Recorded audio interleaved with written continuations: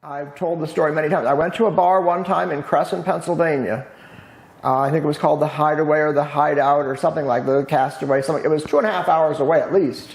But that's what you did at that day and age. This was the mid-1970s, and things weren't public, and we didn't have computers, and we didn't have laptops, and we didn't have cell phones, you know. So we did it via magazines and newspapers, and there were gay newspapers that I picked up somewhere along the way. So I went to this bar in Crescent, Pennsylvania, and I went up, and I'd never been there before.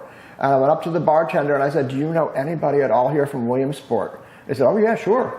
And he pointed somebody out to me. And so I went over and I started talking to this person, and we introduced ourselves, and the names weren't familiar at all. But I said, "Well, where do you live?" And he said, "Well, the western end of town." And I said, "Well, so do I." And I said, "Well, do you mind telling me what street?" And he said, "Beaver Street." And I said, "Well, so do I." And I said, "Well, what number?" And he said, 656. And I said, "Well, shake hands with 659.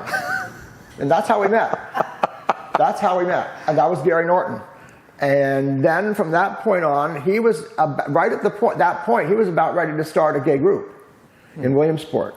And I said, "Well, call me, let me know, come over and tell me." And the first meeting of this group was in his house across the street, so I went. And that was the beginning of what I guess you might call gay activism in me. You know, it changed my life. Now that was after I forgot about Sam Dietz at SVGU in Northumberland. That was my first gay group experience.